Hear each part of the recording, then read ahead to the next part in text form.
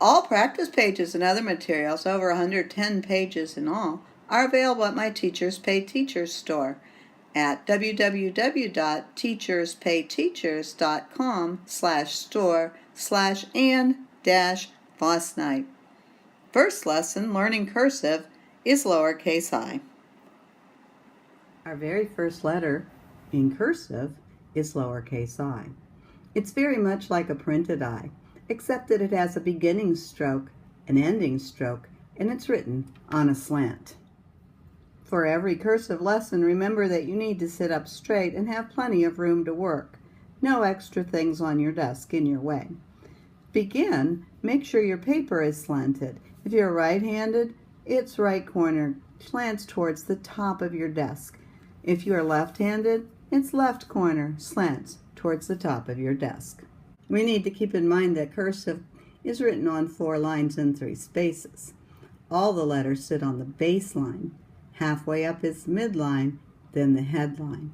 Few of the letters go below the line to the disunderline. To make a lowercase I, begin at the baseline. Make an undercurve up to the midline. Slant back down and make an undercurve. When you're finished, you dot your I. Let's try another one.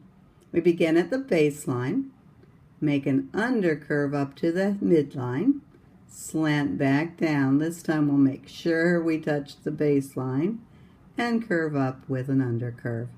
Pick up our pencil, dot the I directly above the I.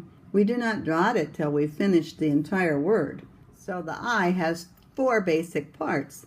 We have the first undercurve, the slant that turns into the second undercurve, and then the dot right above it.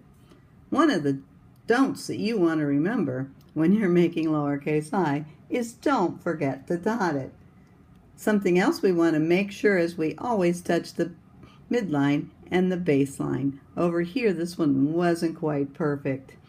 We want to make sure we don't put any kind of loop in it when we make it, because if we do, it starts looking like an E, and then it'll confuse our readers, which we never want to do. So this is a cursive mistake that we don't want to make. I want to turn the paper so it's no longer slanted on my desk, so that you can see that the letters themselves slant because I was writing towards the top of the desk. We're ready for the first cursive worksheet. The first thing you do is print your name neatly at the top of the page.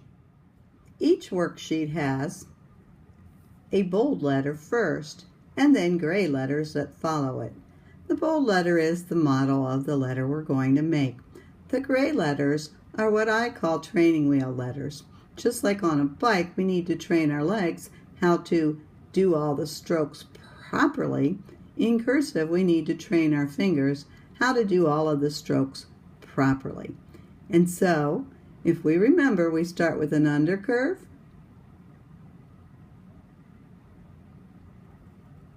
up to the midline, slant back down, turn back into an undercurve, pick up your pencil, and dot. Now you can do the training wheels 2 different ways. You can do the whole row of training wheels, or you can do 1 training wheel and then try it underneath. Either way will help because you are training your hand to remember the strokes by practicing more than 1 time. Now you get to work on your own. Please trace and write each row of I's by themselves. When you have completed this, we'll be ready for the next lesson of connecting the letters together. Remember, all the pages are available at my Teachers Pay Teachers store. Please stop by.